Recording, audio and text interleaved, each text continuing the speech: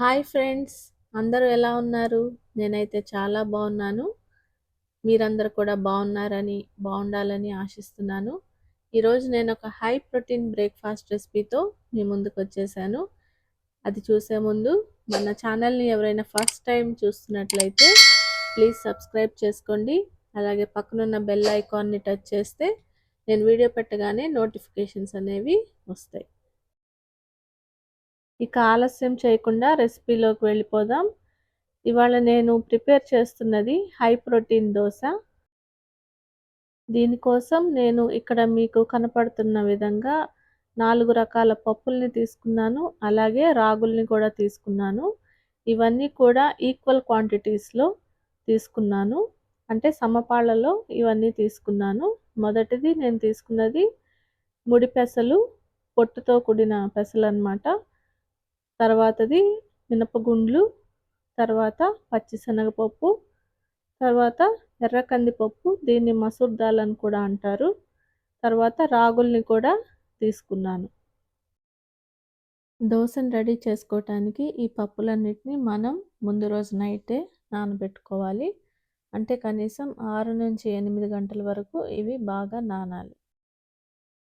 ఈ protein content అధికంగా ఉన్న ఈ పప్పుల్ని మనం డైట్‌లో తీసుకోవడం వల్ల మన శరీరానికి ఫోలిక్ యాసిడ్, ఐరన్ అలాగే విటమిన్ బి1 అనేవి బాగా అందుతాయి. ఇవి మన గుండెని ఆరోగ్యంగా ఉంచటానికి, అలాగే మన శరీరంలో ఉన్న బ్యాడ్ కొలెస్ట్రాల్‌ని తగ్గించటానికి కూడా ఇవి చాలా బాగా ఉపయోగపడతాయి.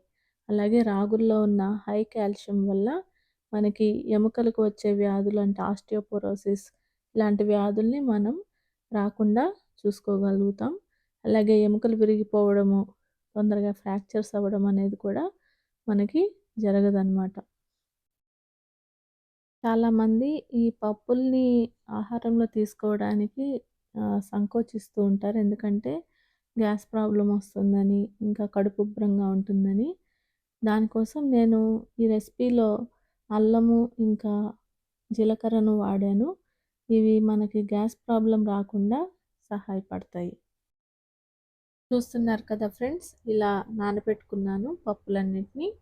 వీటిని గ్రైండ్ చేసుకోబోతున్నాను. వీటిని గ్రైండ్ చేసుకునే ముందు నేను ఒక 2 ఇంచుల అల్లం ముక్కను తీసుకున్నాను. శుభ్రంగా చెక్కు తీశాను. తర్వాత ఒక 3 పచ్చిమిరపకాయలను తీసుకున్నాను. తర్వాత ఒక టీ స్పూన్ జీలకర్రను తీసుకున్నాను. వీటన్నిటిని కూడా ఈ పప్పులతో పాటు గ్రైండ్ చేయబోతున్నాను. ఈ జీలకర్ర ఇంకా అల్లం వేయడం వల్ల మనకు గ్యాస్ ప్రాబ్లం అనేది రాకుండా ఉంటుంది. అలాగే టేస్ట్ కూడా బాగుంటుంది. ఇలా పదార్థాలన్నిటిని మిక్సీ జార్లోకి తీసుకొని గ్రైండ్ చేసుకుంటున్నాను. చూసారా, ఇలా క్రీమీగా స్మూత్గా పిండిని గ్రైండ్ చేసుకోవాలి. కొంచెం కొంచెం వాటర్ యాడ్ చేసుకుంటూ ఈ కన్సిస్టెన్సీలో పిండిని గ్రైండ్ చేసుకోవాలి.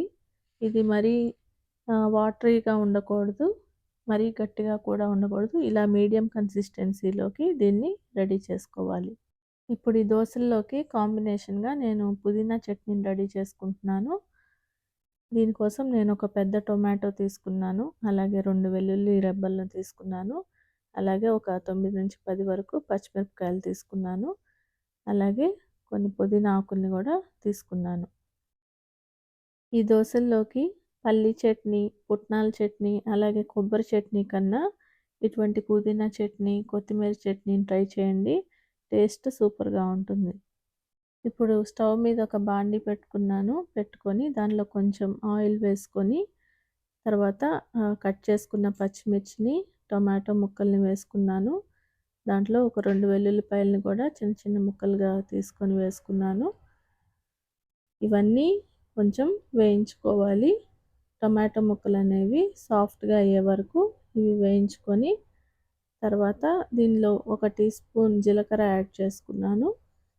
జీలకర్ర యాడ్ చేసుకున్న తర్వాత లాస్ట్లో ఫైనల్గా ఈ టొమాటో ముక్కలు మెత్తబడిన తర్వాత పుదీనా ఆకుల్ని కూడా వేసుకొని, పుదీనా ఆకుల్ని జస్ట్ ఒక 2-3 మినిట్స్ మగ్గనిస్తే చాలండి. ఎక్కువగా ఇది వేగకూడదు. వేగితే దాని ఫ్లేవర్ అంతా పోతుంది.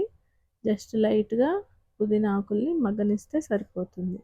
ఇలా పుదీనా ఆకులు లైట్గా మగ్గిన తర్వాత దీన్ని పక్కకు పెట్టుకొని చల్లారనిచ్చి కొంచెం సాల్ట్ వేసుకొని చట్నీలాగా గ్రైండ్ చేసుకున్నాను.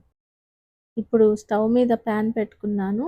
ప్యాన్ హీట్ అయిన తర్వాత ఇలా దోస వేసుకుంటున్నాను. దోసని చాలా పల్చగా వేసుకోండి. ఇలా వేసుకోవడం వల్ల దోస బాగా క్రిస్పీగా వస్తుంది, టేస్ట్ బాగుంటుంది. తర్వాత ఒక హాఫ్ స్పూన్ ఆయిల్ వేసుకున్నాను దోస మీద. ఇలా ఆయిల్ వేసుకొని దీన్ని ఎర్రగా కాల్చుకోవాలి. ఇలా గోల్డెన్ బ్రౌన్ కలర్లోకి వచ్చినాక ఈ దోసల్ని ప్లేట్లోకి తీసుకుంటున్నాను ఫ్రెండ్స్. ఈ దోసల్ని వేడివేడిగా పుదీనా చట్నీతో సర్వ్ చేసేసుకున్నాను ఫ్రెండ్స్. టేస్ట్ అయితే అదిరిపోయిందండి. మీరు కూడా ట్రై చేసి ఎలా ఉందో నాకు కామెంట్స్లో పోస్ట్ చేయండి. ఈ రెసిపీ మీకు నచ్చినట్లయితే ఒక లైక్ ఇవ్వండి ఫ్రెండ్స్. మీ ఫ్రెండ్స్కి ఇంకా ఫ్యామిలీ మెంబర్స్ కూడా ఫార్వర్డ్ చేయండి. మరొక హెల్దీ అండ్ టేస్టీ రెసిపీతో మళ్ళీ మిమ్మల్ని కలుసుకుంటాను. Thank you for watching friends. Keep smiling. Please stay tune to మీ జెస్సీతో.